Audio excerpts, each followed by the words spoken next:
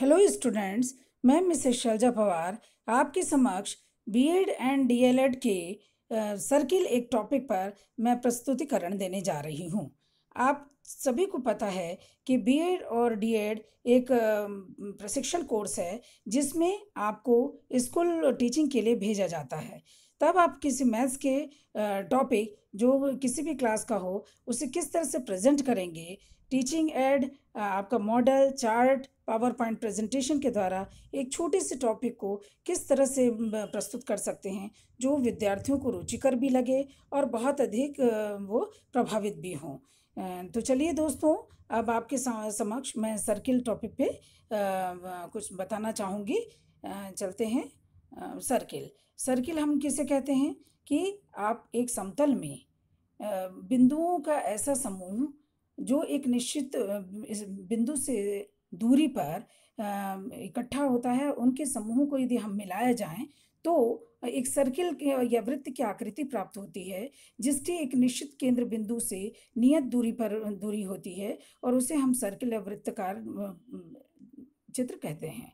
चलिए, अब वृत्त में हमेशा एक ये होता है, सेंटर पॉइंट होता है जिसे हम केंद्र कहते हैं। यहाँ पर आप जैसे चित्र में देख रहे हैं, जिसे सी से प्रदर्शित किया गया है। और ये सेंटर से जब वृत्त का जो बाउंड्री है चारों ओर का, उसे हम परिधि कहते हैं। उस परिधि के किसी एक बिंदु पर यदि हम एक रेखाखंड खींचें तो केंद्र से उस परिधि के बिंदु तक की दूरी को या रेखाखंड को हम त्रिज्या कहते हैं। साथ में यदि हम सेंटर से परिधि के दो बिंदुओं को मिलाते हुए ले जाएं तो उस रेखाखंड को हम व्यास कहते हैं। इसी तरह से परिधि के, यहाँ पर आप चित्र में देख रहे हैं कि परिधि के दो बिंदुओं को जो सेंटर से नहीं जाती उनको यदि मिलाया जाए तो उसे हम चौड़ या फिर चाप कहते हैं।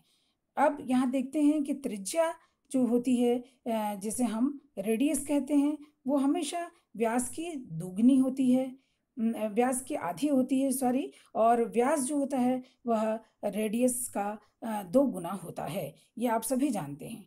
चलिए, अब आगे हम देखते हैं।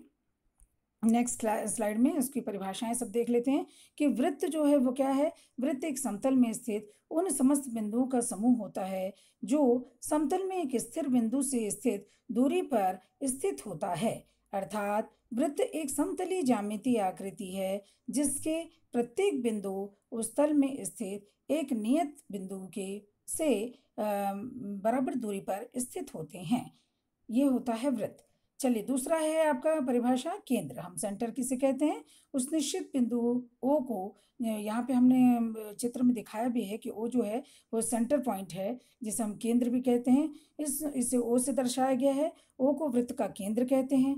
इसी तरह से जीवा जीवा जिसको हम चौर्ड कहते हैं, वृत्त की परिधि पर किन्हीं दो बिंदुओं को मिलाने वाली जो रेखाखंड होती है, लाइन सेगमेंट, उसको हम जीवा कहते हैं। यहाँ हम चित्र में या डायग्राम में सीडी के रूप में इसे व्यक्त किए हैं। नेक्स्ट है व्यास। वृत्त का पर स्थित ऐसे दो बिंदुओं को मिलाने वाली रेखाखंड जो वृत्त के केंद्र से होकर जाती है, वृत्त का व्यास कहलाती है। त्रिज्या किसे कहेंगे? त्रिज्या जिसे हम रेडियस कहते हैं, वृत्त के केंद्र और परिधि के किसी भी बिंदु को मिलाने वाले रेखाखंड को हम त्रिज्या कहते हैं। जैसे कि यहाँ पे डायग्राम में बताया है, ओपी, ओए और ओबी वृत्त की त्रिज्या है। यहाँ पर नेक्स्ट है कि वृत्त की आकृति और उसका विवरण में हमने इतना बढ़िया चित्र के द्वारा, डायग्राम के द्वारा यहाँ पे बताया है। चलिए, अब नेक्स्ट स्लाइड में हम देखते हैं कि यदि वृत्त की परिधि जाननी हो तो हम कैसे उसको निकालेंगे। वृत्त की परिधि, वृत्त की परिधि यहाँ हम ये बोलेंगे, परिधि मतलब होता है वृत्त के चारों ओर का घेरा। उसे हम वृत्त की परिधि या परिमाप कहते हैं। तो वृत्त के चारों ओर का घेरा ही वृत्त की परिमाप कहलाता है और उसे ही वृत्त की परिधि भी कहते हैं। वृत्त की त्रिज्या को यदि हम r मान लें तो व्यास जो रहता है वो 2r के बराबर होता है। वृत्त के चारों ओर के घेरे की लंबाई बटे वृत्त का व्यास बराबर पाई के बराबर होता है। यदि हम वृत्त की परिधि को एक तरफ रखें और यदि हम क्रॉस मल्टीप्लिकेशन करें तो वृत्त की परिधि का मान 2πr होगा, जहां आप सभी को पता है कि पाई का वैल्यू 22/7 होता है। अतः वृत्त की परिधि सी का मान कितना प्राप्त हुआ? 2πr।